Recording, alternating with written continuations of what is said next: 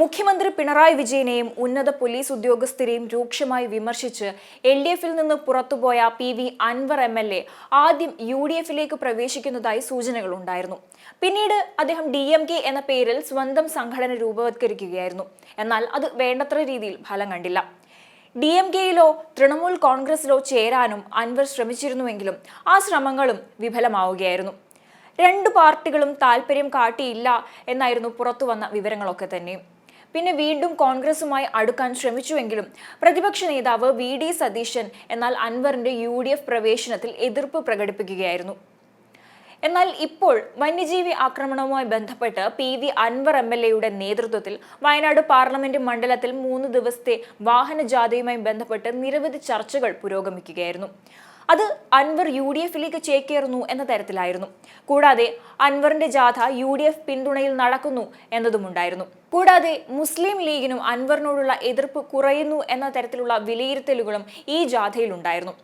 എന്നാൽ ഇപ്പോഴിതാ ഈ വിഷയത്തിൽ PV അൻവർ MLA-ക്ക് കനത്ത തിരിച്ചടി നേരിട്ടിരിക്കുകയാണ്. UDF നേതൃത്വം തന്നെ അൻവറിനെ തള്ളിപ്പറയുന്ന സ്ഥിതിയിലേക്കാണ് കാര്യങ്ങൾ എത്തി നിൽക്കുന്നത്. PV അൻവർ MLA-യുടെ UDF പ്രവേശനം സംബന്ധിച്ച് പ്രചരിക്കുന്ന വാർത്തകളിൽ പ്രതികരിച്ചുകൊണ്ട് AICC ജനറൽ സെക്രട്ടറിയായ KC വേണുഗോപാൽ MP ഇപ്പോൾ രംഗത്ത് വന്നിരിക്കുകയാണ്.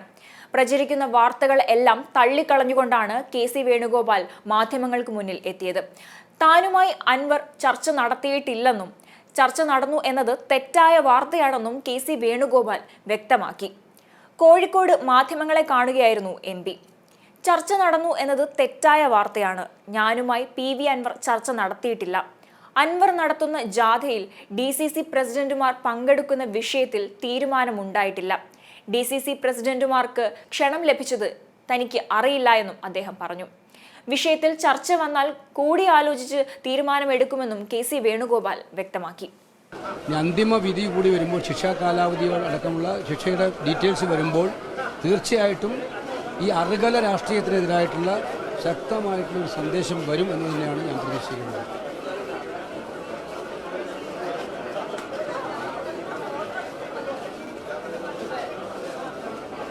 എനിക്കതിനെക്കുറിച്ചൊന്നും അറിയില്ല. അത്തരം കാര്യങ്ങൾ പാർട്ടി ചിന്തിച്ചിട്ടോ സംസാരിച്ചിട്ടോ ഒരു ധാരണയിലെത്തിയിട്ടോ ഇല്ല.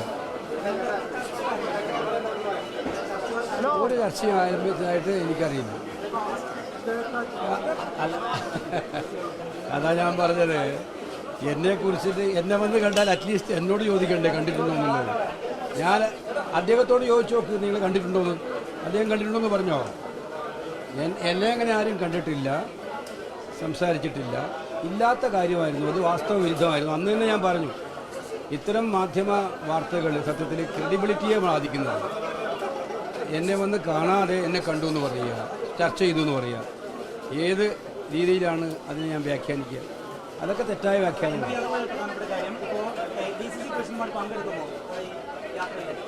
അല്ല, അതിൻ്റെ വിശദാംശങ്ങൾ എനിക്കറിയില്ല. ഈ കാര്യങ്ങളിലൊക്കെ തന്നെ പാർട്ടി ഒരു പൊതുവായ തീരുമാനമെടുക്കണം. അത്തരം തീരുമാനത്തിലേക്ക് പാർട്ടി പോകാൻ പാർട്ടിയുടെ മുമ്പിലേക്ക് അങ്ങനെ ഒരു നിർദ്ദേശം വന്നിട്ടുണ്ട് എന്ന് എനിക്ക് തോന്നുന്നില്ല. അങ്ങനെ ഒരു ചർച്ചയുടെ ആവശ്യം വന്നിട്ടതായി തോന്നുന്നില്ല. അങ്ങനെ വന്നാൽ പാർട്ടി എല്ലാവരും കൂടി ആലോചിച്ച് ചർച്ച ചെയ്തിട്ട് തീരുമാനമെടുക്കും. അതാണ് അതിൻ്റെ പതിവ്. അല്ലാതെ ഇപ്പോൾ അങ്ങനെ ഒരു ആശയമില്ല.